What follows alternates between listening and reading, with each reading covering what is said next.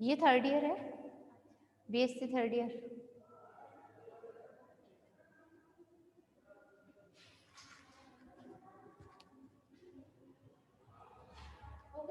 हो गई, ठीक है।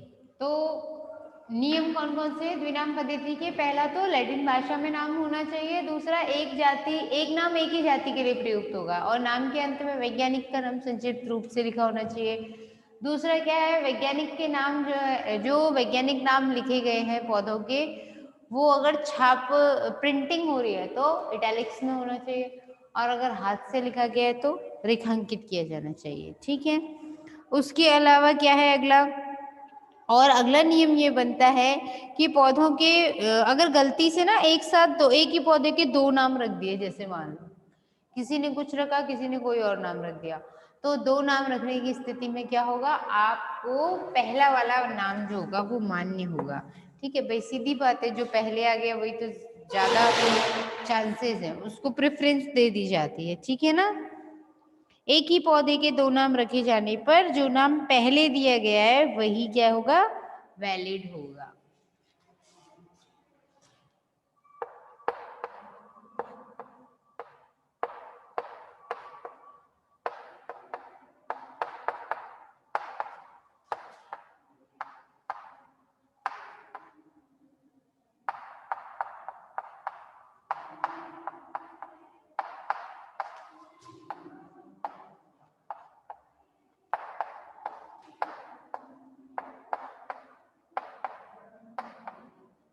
जो पहले दिया गया है वही नाम मान्य होगा, दूसरा वाला मान्य नहीं होगा, लास्ट वाला, ठीक। उसके बाद अगली कंडीशन आती है, जो चौथा और आखिरी नियम है, कि जो पौधे की कुल होगी ना, कुल, इस तरीके के आगे एपिथेट लगते हैं। एपिथेट मतलब होता है संकेत, विशेषक पीछे जो लगते हैं, जैसे कुल का नाम जब भी होगा ना कुल, तो कुल के नाम के अंत में एसी आएगा,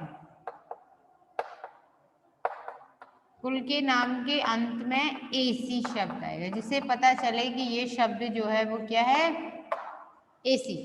ठीक, एसी का मतलब है जैसे फैबेसी, पोएसी, ठीक है, ब्रेसिकेसी, तो पीछे कुल्लों के नाम के पीछे क्या आ रहा है, एसी आ रहा है ना, तो एसी से पता चल जाता है कि कुल का नाम है।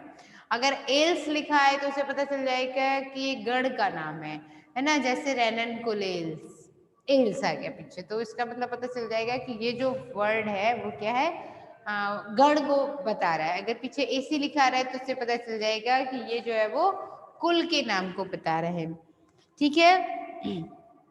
तो कुल के नाम के अंत में एसी और गण के नाम के अंत में, ऑर्डर के अंत में एल्स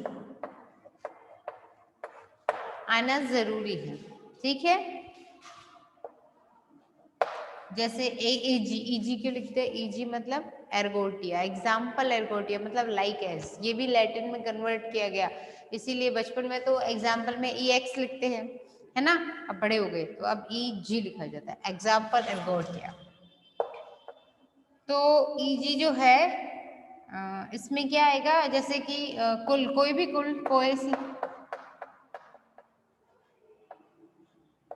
पोएसी, ठीक, कोई भी गण है, जैसे रेनन कुलेल्स ले लेते हैं, रेनन कुलेल्स, एल्स और ये एसी और ये एल्स आना चाहिए, ठीक है ना, तो वो मान जाएगा। तो इस तरीके से संगठित नामकरण स्टार्ट किए गए। पहले क्या होता था ना, सबसे पहले जो नाम लिखे या रेनेल्स, इस तरीके के नाम आते हैं, ठीक है। पुराने जमाने में जो नाम रखे जाते थे वो बहुत ही भयानक, यानी कि उसमें काफी सारे वर्ड्स यूज कर लिए जाते थे, ठीक है। अब काफी सारे वर्ड्स का मतलब क्या होगा, जैसे आपको एग्जाम्पल दें कि एक हर्ब होता है, हर्ब मतलब क्या है, एक ऐसी वनस्पति, एक ऐसी वनस्पति होती है, शाक रूप में होती है और उसकी ज्यादातर दवाइयों में काम में ली जाती है, ठीक है। तो उसका नाम था सेलिक्स, ठीक है, लेकिन उसका साइंटिफिक नाम क्या रखा गया, सेलिक्स प्यूमिल अंगस्टिफोलिया अल्ट्रा। ओ माय गॉड, इतना बड़ा नाम, इतने बड़े नाम को याद करना और समझना मुश्किल था, बहुत दिक्कत आती थी। तो इसलिए क्या किया गया, दूसरा नाम ढूंढा गया। ठीक है, दूसरे नाम की पद्धति ढूंढी गई तो द्विनाम पद्धति जो है वो कैरोलस लीनियस ने स्टार्ट की। और कैरोलस लीनियस की जो बुक थी उसका नाम अक्सर पूछ लिया जाता है, मैं लिख देती हूँ, फिलोसोफिया बॉटनिका।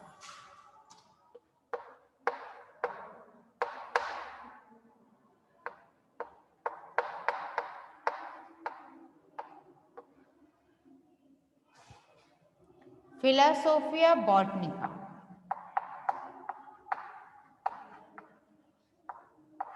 इस बुक के अंदर उन्होंने अपनी द्विनाम पद्धति को बताया। द्विनाम पद्धति के लाभ आपसे पूछ लिए जाते हैं। ठीक है, तो पहला लाभ क्या होगा, नाम छोटे होते हैं, सुस्पष्ट होते हैं। दूसरी चीज, पूरे विश्व में लैटिन भाषा में लिखित नाम से पहचाने जाते हैं। लैटिन लैंग्वेज क्यों चुनी गई, क्योंकि लैटिन लैंग्वेज में एक शब्द का एक ही मतलब निकलता है। ठीक है, तो वहां फिर पूरे विश्व के लिए उसको पर्यायवाची नहीं ढूंढने पड़ेंगे ना।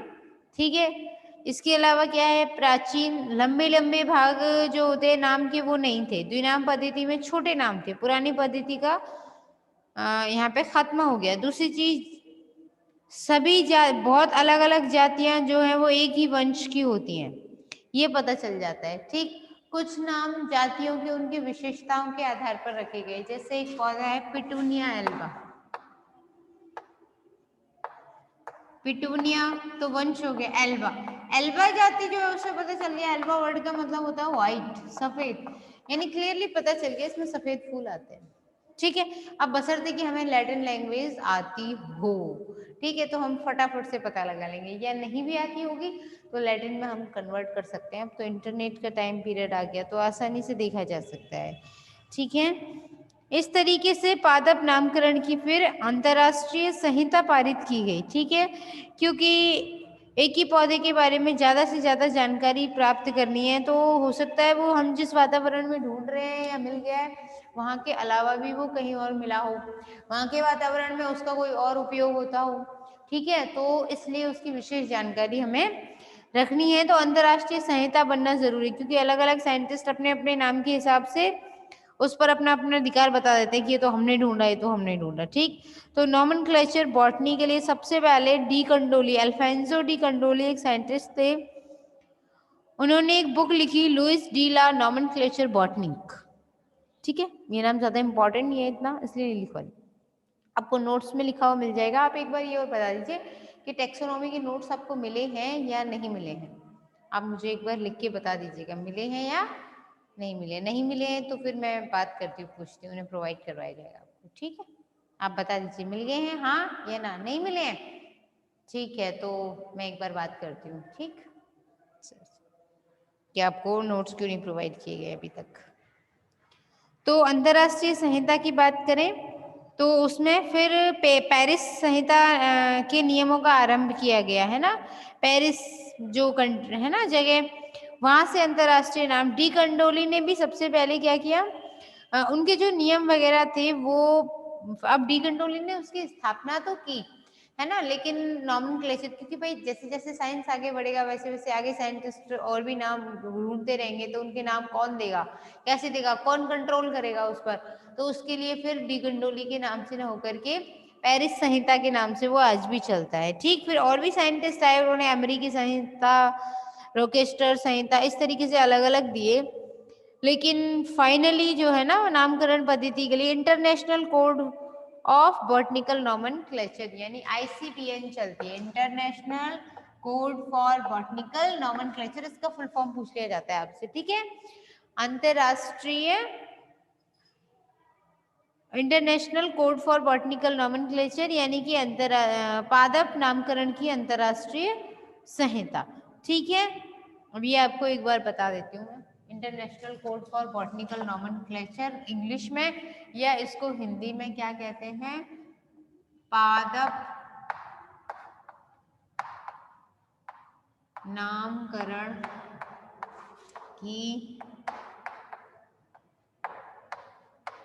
अंतरराष्ट्रीय संहिता। ठीक है, ये ICBN का पूरा फुल फॉर्म में याद कर लेना भाई अच्छे से।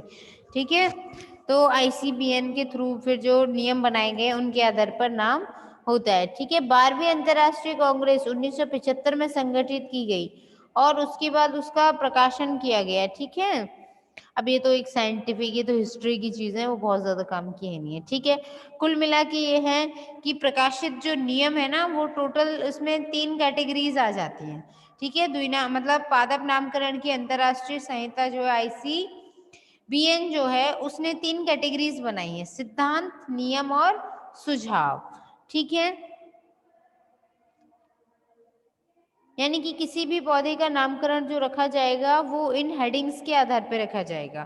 ठीक, सबसे पहले क्या क्या आता है, 3 खंड हो गए इसके। पहला सिद्धांत, अभी बताऊंगी क्लियर पूरा, है ना, सिद्धांत। दूसरा नियम,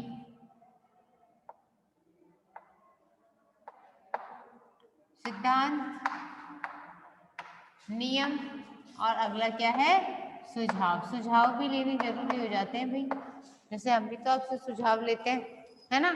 अब सुझाव नहीं लेंगे तो कैसे। ठीक, तो सिद्धांत, नियम और सुझाव के आधार पर पादप नामकरण की अंतर्राष्ट्रीय संहिता काम करती है। ठीक, तो फर्स्ट ऑफ ऑल आता है कि सिद्धांत। सिद्धांत क्या क्या है, ठीक है, देखो 6 सिद्धांत हैं।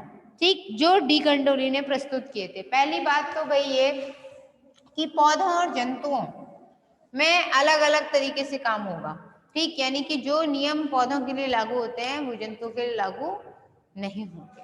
ठीक, जैसे बहुत सारे पौधे ऐसे होते हैं जो बिल्कुल जंतु जैसे दिखाई देते हैं, कुछ जंतु ऐसे जो पौधे जैसे दिखाई देते हैं, जैसे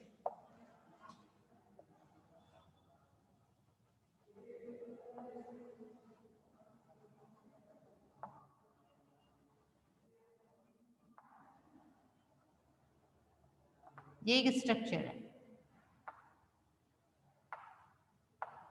ठीक है, अब आप इसको क्या कहोगे, आप इसके बारे में यही सोचोगे कि शायद ये कोई, ये बिल्कुल देखो,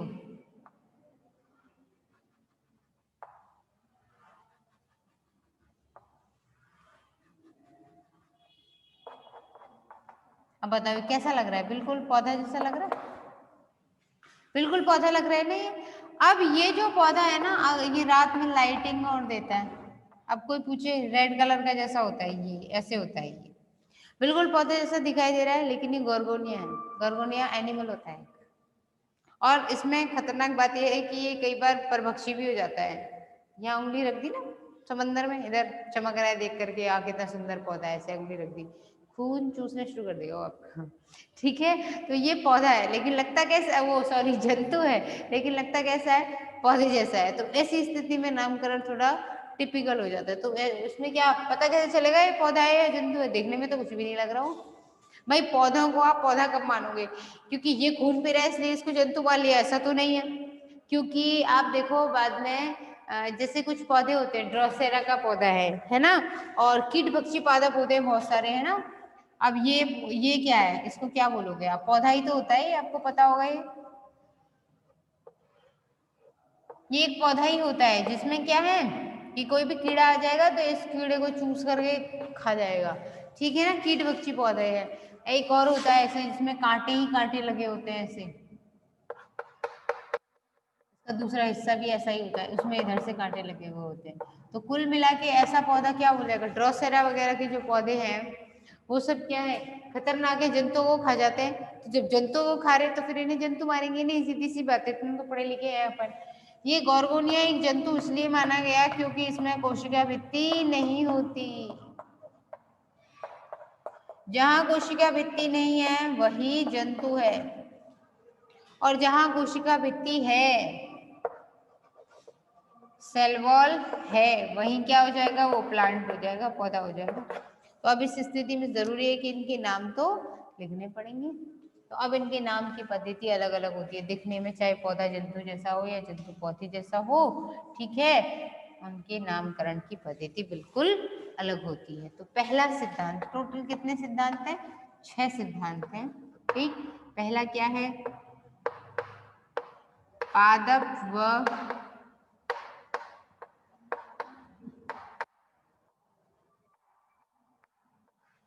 पादप और जंतुओं के नामकरण में क्या होती है, भिन्नता होती है।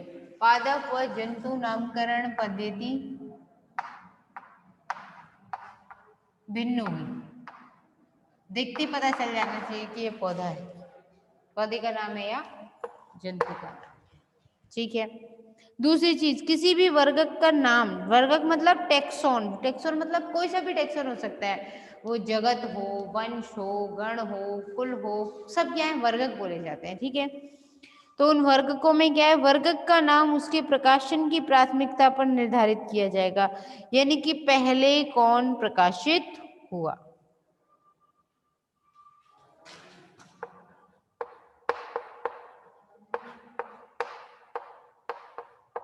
टेक्सा सॉरी, टेक्सा जो है वो तो होता है प्लूरल फॉर्म, और टेक्सॉन होता है सिंगुलर, एक वचन।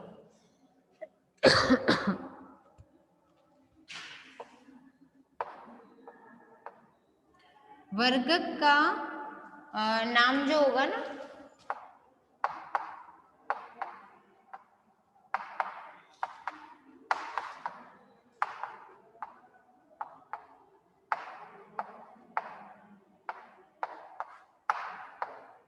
प्रकाशन की प्राथमिकता होगी कि प्रकाशन पहले किसका हुआ, कौन पहले छप गया दुनिया में, पहले किसको पब्लिसिटी मिल गई है ना, कौन पब्लिक हो गया सबसे पहले। ठीक। दूसरी चीज, वर्गक को दिए गए विभिन्न नामों से जो सबसे पहले नाम दिया गया है वही शुद्ध होता है और उसे ही माना जाना चाहिए। ठीक है। यानी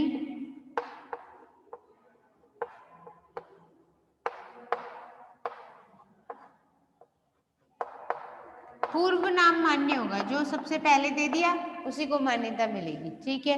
ऐसे बॉटनी वालों के नियम है, जूलॉजी वालों में ऐसा नहीं है। ठीक है। वर्गकों के नाम हमेशा कैसे होने चाहिए, लैटिन में कन्वर्ट होने चाहिए।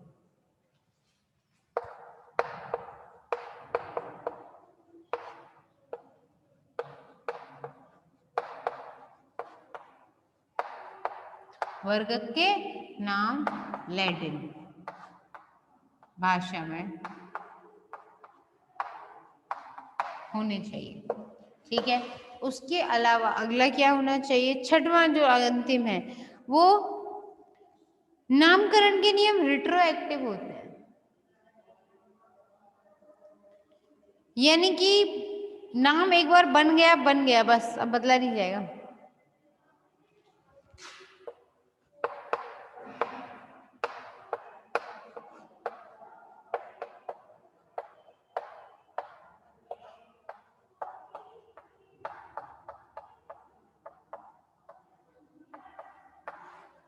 रेट्रोएक्टिव होते हैं। ठीक है। जो नाम दे दिया वो दे दिया, अब नहीं देंगे। क्लियर होगी बात। उसके बाद अगला हम पढ़ेंगे नियम। ठीक है। 8 नियम हैं। ठीक। कुल के नाम, वंश के नाम, जाति के नाम, वर्गकों की कोटि के नियम।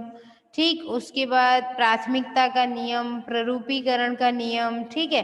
बाकी सारे नियम तो आपको समझ आ ही गए होंगे। वैध और प्रभावकारी प्रकाशनों की शर्तें, यानी जो वैध होते हैं, जैसे हर्बल साइंस जिसे बोलते हैं, है ना, जो आयुर्वेद विज्ञान के बारे में बताएंगे, या पौधों के औषधि उपयोग के बारे में जो भी बताएगा उसे वैद्य बोलेंगे।